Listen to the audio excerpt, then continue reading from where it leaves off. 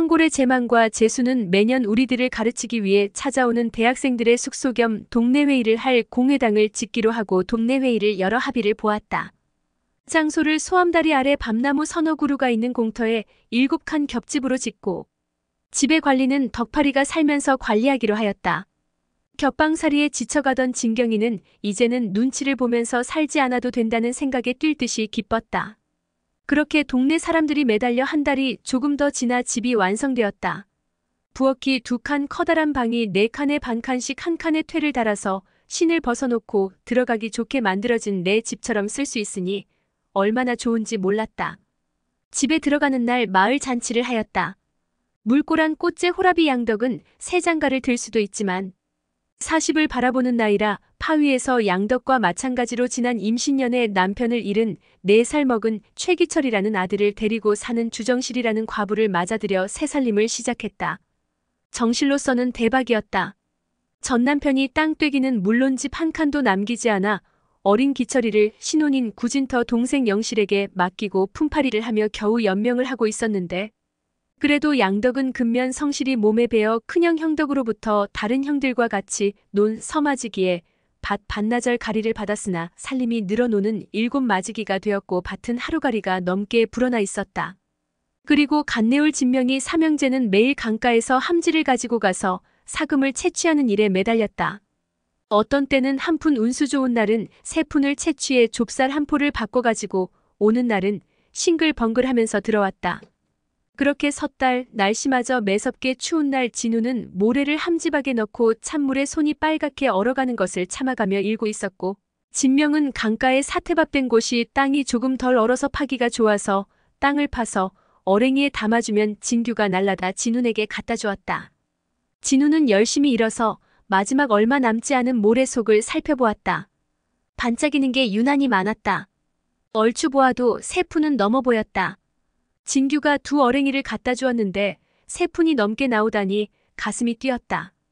여느 때는 10 어랭이 넘게 잃어야 나올 수 있는 양인데 힐끗 땅을 파고 있는 형 진명을 보니 분명 민상이네 밭 아래 사태밥이었다. 그러는 사이 진규가 담아가지고 온 흑한 어랭이를 함지박에 붓고 다시 일면서 생각해봤다. 이게 바로 노다지라는 거구나. 그렇다 소문이 나면 안 된다는 생각이 들었다. 그렇다면 민상이네 밭 전체를 사자 그리고 금을 캐면 되겠다는 생각이 들었다. 그새 진규가 흑한 어랭이를 들고 왔지만 진우는 다 잃어가던 흙을 강물에 휙 던져버리며 추운데 괜히 고생만 했다. 하면서 일어나면서 형님 오늘은 추운데 그만하고 갑시다. 하면서 함지를 씻어서 들고 집으로 가기를 재촉했다.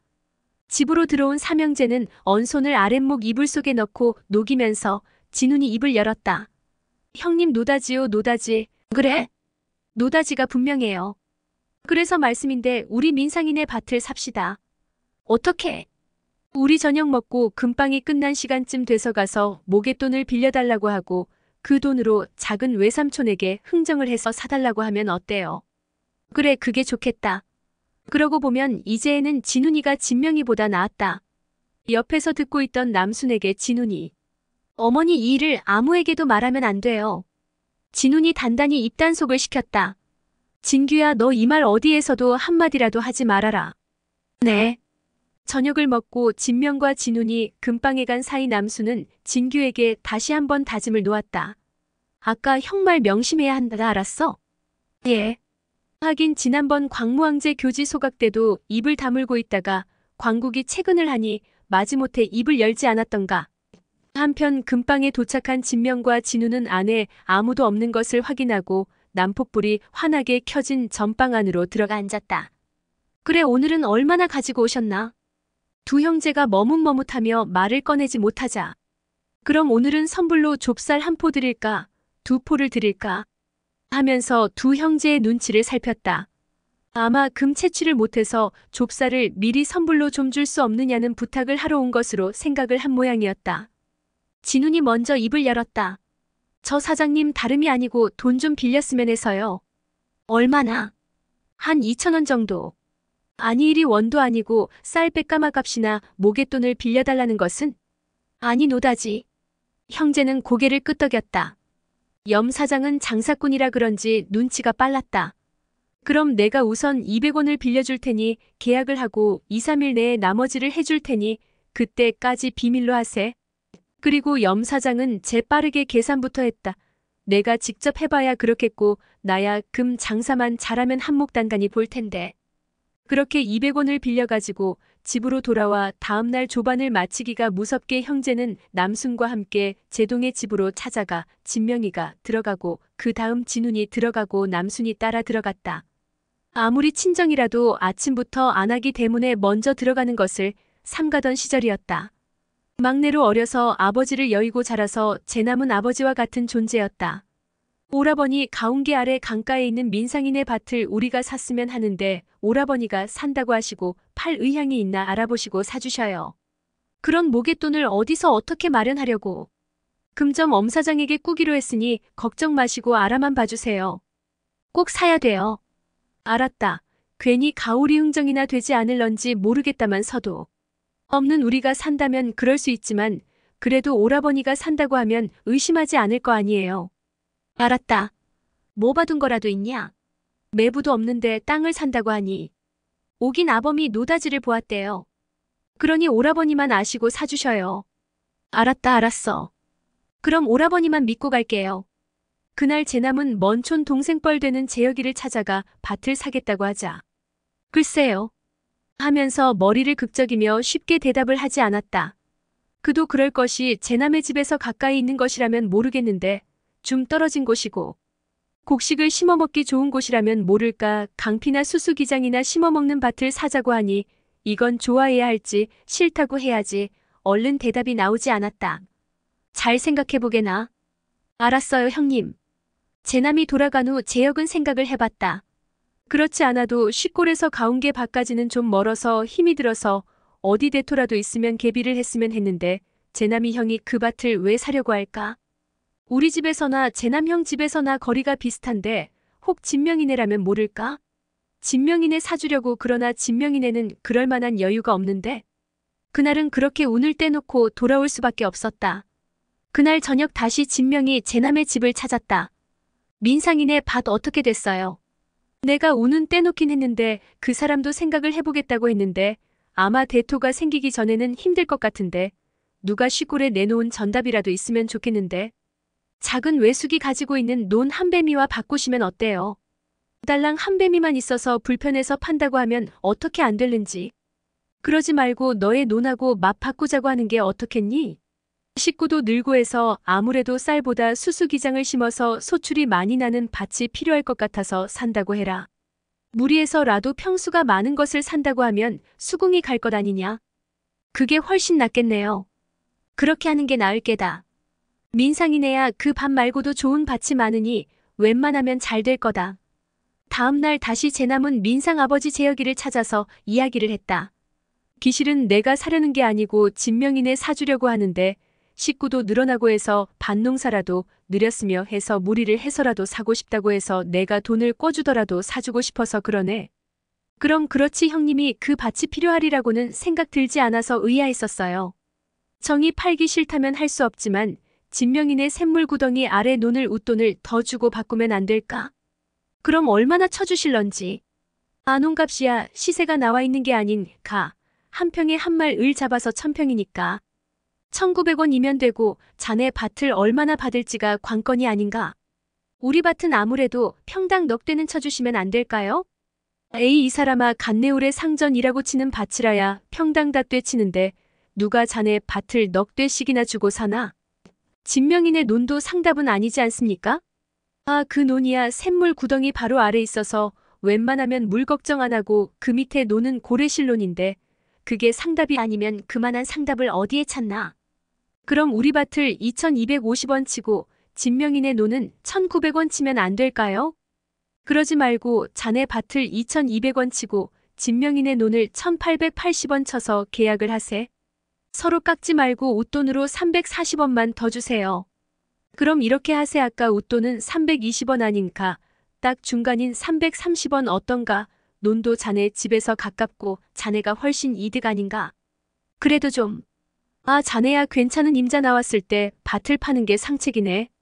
하긴 그랬다. 어떻게든 밭이 질어서 보리가 패서 여물 무렵에 비라고 한 축 오면 골보리가 되어서 씨앗 건지기도 힘들어 봄에 강피나 갈든지 철로 치면 기장이나 붙이고 했는데 잘된 일인지 모르겠다는 생각이 들었다. 그렇게 하죠. 그렇게 해서 진명이를 불러서 그 자리에서 교환 계약을 쓰고 웃돈으로 먼저 200원을 주고 나머지 130원은 보름 후에 주기로 하고 계약을 끝냈다. 그렇게 쌀 17가마니 값이 넘는 웃돈을 주고 밭과 논의 교환이 이루어졌다. 다음 날부터 삼형제는 사금 채취하는 일에 매달렸다. 매일 사금을 한 돈 이상씩 채취를 해서 미리 빌린 돈을 200원을 다 갚았다. 그리고 130원을 다시 빌려서 잔금을 치르고 나서 노다지를 발견했다는 소문을 냈다. 금방 사장의 조언에 따라 관건을 받아다 한 구자 한 평을 쌀 한 가마니를 받는데 위치에 따라 한 가마를 기준으로 한 가마에서 세 가마까지로 하였다. 그리고 염사장이 불러온 사람, 인근에서 소문을 듣고 온 사람에서 50명이 넘게 간내울에 모여들었다.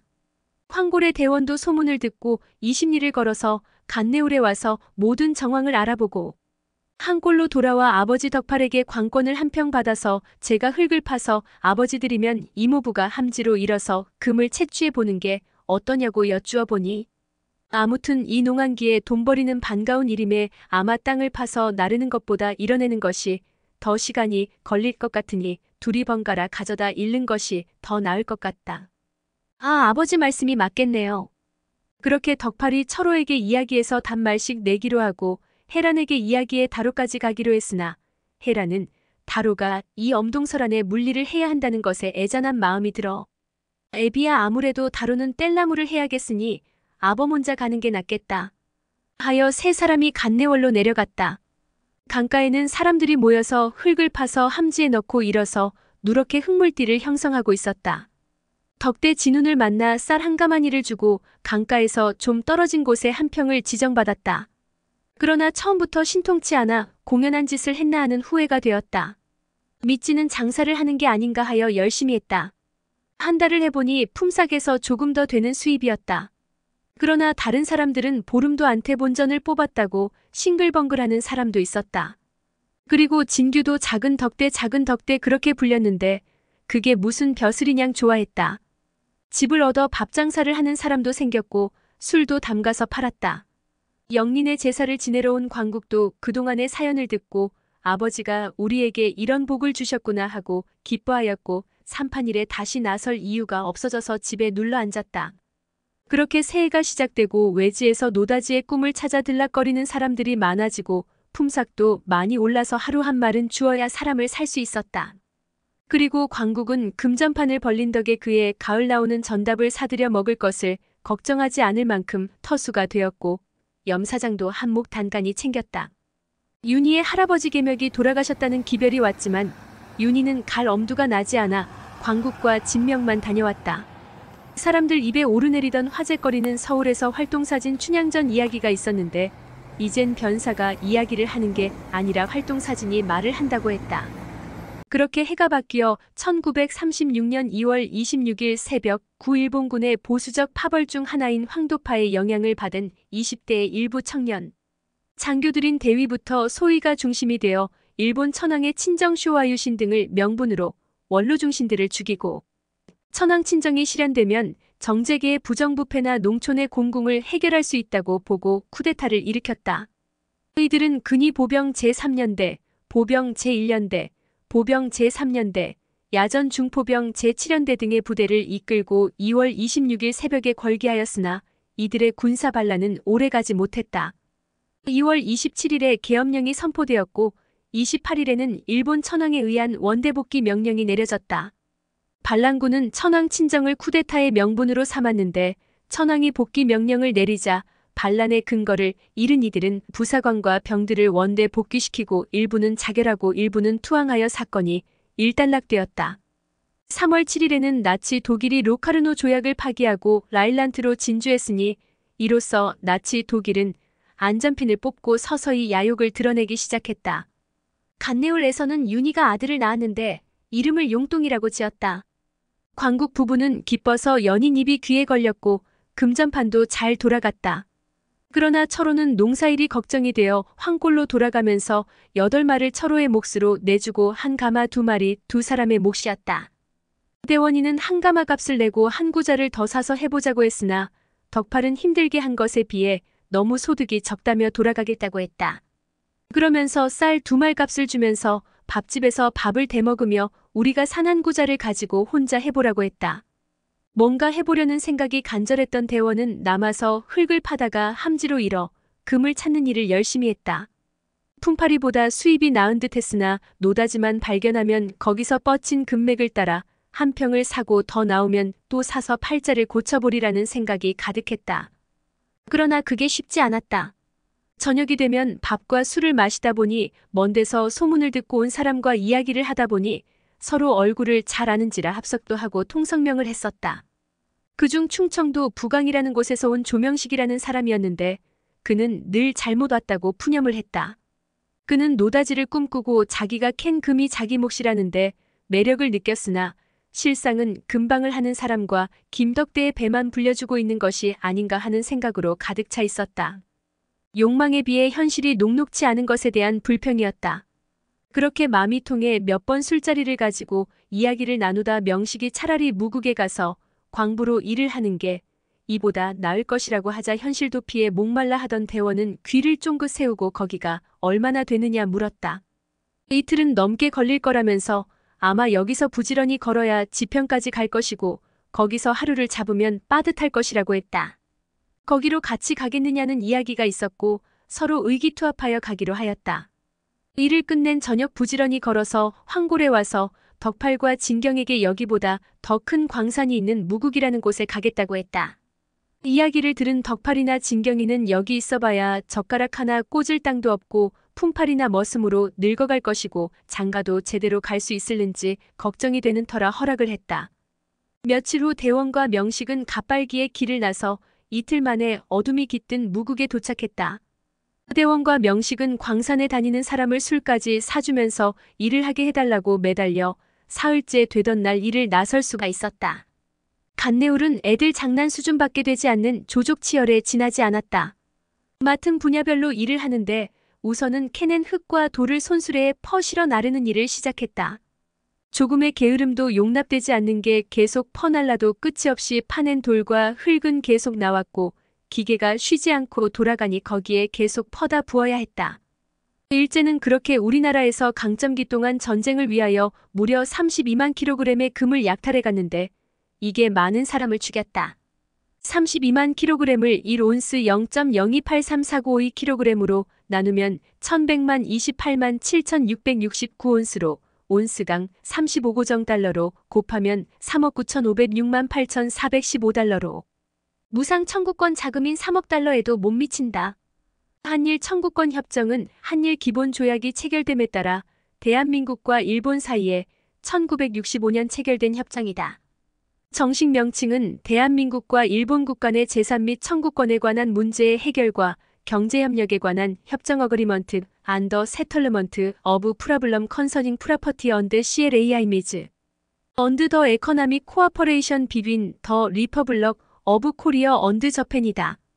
이 협정에서 일본은 한국에 대해 조선에 투자한 자본과 일본인의 개별 재산 모두를 포기하고 3억 달러의 무상 자금과 2억 달러의 차관을 지원하고 한국은 대일 청구권을 포기하는 것에 합의하였다. 1936년 7월 17일에는 2차 대전의 전초전인 에스파니아 내전이 시작되었다. 그리고 석 달 뒤 10월 나치 독일과 이탈리아가 조약을 체결하고 11월 2일 이탈리아 베니토 무솔리니가 베를린 로마 주축을 선언했고 25일엔 일제가 나치 독일과 반공협정을 체결했다. 일제의 만주 침략으로 근거지를 잃은 장조린의 아들 장쇠량은 장제스에게 의탁하였고 장제스는 장쇠량을 중국 중부지방에서 동북군 만주군의 지휘관으로 임명하고 홍군과의 국공내전의 부사령관으로 삼았다. 당시 중국 공산당은 장정으로 예난을 수도로 하여 동북군과 대치하고 있었는데 장쇠량 휘하의 동북군은 고향인 만주를 일본에 빼앗긴 상태여서 일본에 대한 적개심은 많았고 홍군은 동북군 포로들에게 진짜 적은 같은 중국인인 홍군이 아니라 만주를 침탈한 일본군이라는 지속적인 항일 선전을 폈고 이들을 석방시켜 다시 동북군으로 돌아오자 동북군 사이에는 항일에 대한 요구가 점점 커지게 되었을 뿐만 아니라 장쇠량 자신도 홍군과의 접촉을 통해 좌익의 영향을 받아 대일본 전쟁에 소극적인 장제스의 난징 정부의 선통 일후 저항 정책에 불만을 가지게 되었다. 결국 1936년 초 장쇠량의 동북군은 홍군과 비밀 접촉을 갖고 서로 적대적인 행위를 중지하고 일본과 항쟁하는 통일전선을 구축한다는 암묵적인 합의가 이루어지고 만주 시절부터 내려오던 동북군 장교단을 젊고 진보적인 좌파로 채우고 공산군과의 접촉을 강화하고 있었다. 이러한 사실은 중국군 총사령관 및 행정의 주석직을 겸하고 있는 장제스의 난징 정부가 눈치채지 못하게 비밀리에 이루어졌고 동북군의 총수인 장쇠량과의 사이는 멀어지고 있었다. 장제스는 반일 감정이 고조된 서북 지역의 민심을 뒤로한 채 공산군 토벌에만 집착하여 소극적인 동북군을 신뢰할 수 없자 직접 난징에 군대를 동원하여 대규모 홍군 토벌을 준비하는 한편 10월에는 직접 시안을 방문하여 동북군의 공산군 토벌을 독려하였으나 동북군의 젊은 장교들은 대일본 통일전선 수립 및 소련과의 동맹 및 내전 종식을 요구하였고 장쇠량도 장제스에게 내전을 중지하고 일본군과 싸울 것을 촉구하였으나 듣지 않았다. 11월 21일 동북군을 대체하여 공산군 토벌에 나선 난징 국민당 제1군이 홍군에게 참패를 당하자 12월 7일 장제스는 전용기로 직접 시안에 날아가 동북군을 방문. 공산군 토벌을 독려하였으나 지휘관들은 다시 한번 장총통에게 항일전을 촉구하였으나 거절하였다. 이에 양호성 장군 휘하의 4만 명의 서북군까지 더 이상 홍군과의 소모전은 불필요하다고 판단하고 동북군과 행동을 같이 하였다. 12월 9일에는 수천 명의 학생들이 반일 시위를 벌였는데 이를 진압하는 과정에서 장제스의 헌병대가 발포, 2명의 동북군 지휘관의 자식이 다치는 사건이 발생하고 말았다. 장쇠량이 중간에서 성난 학생군중을 무마하여 더 이상 큰 사건으로 번지지는 않았지만 이러한 상황에서도 장제스는 제6차 홍군 토벌전 계획을 발표하여 총동원령이 임박하였음을 알리는 한편 친위 병력인 남이사는 항의를 주장하는 동북군 장교에 대한 블랙리스트까지 작성하여 장쇠량 동북군 사령관을 교체하고 핵심 세력을 공산군 토벌에 찬성하는 장군들로 대체하려는 계획을 세웠다. 그러나 장쇠량은 12월 11일 밤 10시에 동북군, 서북군의 합동사단장 회의를 소집하고 동북군 1개 사단과 서북군 1개 연대를 시안 외곽으로 이동하여 총통과 그 참모진을 체포하기로 결정하고 12월 12일 동북군과 서북군의 반란군은 오전 6시까지 시안을 완전히 장악하는 데 성공하여 국민당군 참모부와 남이사 요원들을 구금하였고 그보다 앞서 새벽 3시 시안에서 16km 정도 떨어진 온천 휴양지 임동 호텔에 머물고 있던 장제스 총통을 장쇠량의 부하들이 급습 약간의 유혈 사태 후 잠옷바람에 맨발로 도망친 총통을 야산에서 발견 체포하였다. 반란에 성공한 직후 동북군과 서북군은 다음과 같은 8개의 요구 조건을 내세웠다. 1. 난징 정부를 개편하고 모든 정파를 참여시켜서 구국의 공동 책임을 분담케 할 것. 1. 내전을 전면적으로 즉각 중지하고 무력항일 정책을 채택할 것. 1. 상하이의 애국운동 지도자들을 석방할 것. 1. 모든 정치범을 사면할 것. 1. 인민의 집회의 자유를 보장할 것. 1. 애국적 단체를 조직할 인민의 권리와 정치적 자유를 보장할 것. 1. 순원박사의 유지를 이행할 것. 1. 전국 구국회의를 즉각 소집할 것. 이 요구 조건에 대하여 중국 공산당과 중화소비에트 정부 홍군은 즉각 찬성을 표시하고 공산당 대표들이 시안으로 날아왔고 공동항일 투쟁 의사를 발표하였다. 12월 14일에는 동북군 약 13만 명, 서북군 4만 명, 홍군 9만 명으로 구성된 항일연합군이 구성되고 장쇠량이 연합군 군사위원회 주석으로 뽑혔다. 홍군과의 전투명령은 즉각 중지되었고 항일연합군은 새로운 전열을 가다듬고 일본과 전쟁을 준비하게 되었으나 이 모든 변화는 국민당의 사정검열로 서북 지역을 제외한 지역에서는 일체 보도되지 않았고 장쇠량은 그저 반란군으로 묘사될 뿐이었다. 난징의 국민당 정부는 총통의 체포와 구금 사실을 철저하게 숨기고 서북 지역의 반란군을 응징할 준비를 하여 이는 난징 정부의 내부 권력 투쟁 양상으로까지 번지게 되었다. 구금되어 있는 동안 장제스는 저우얼라이를 비롯한 공산당 지도부와 면담을 가졌고 장제스의 부인인 숭메이링을 비롯한 난징 정부의 대표단이 시안으로 날아와 마쿠 협상을 벌였다. 대다수 동북군 장교들은 장제스를 인민재판에 회부해야 한다고 주장하였으나 공산당 및 다른 온건파들은 장제스가 그의 지위를 유지하고 있어야만 10년간의 국공내전이 종식되고 위신이 깎이지 않은 채 난징으로 돌아갈 수 있다고 생각했다.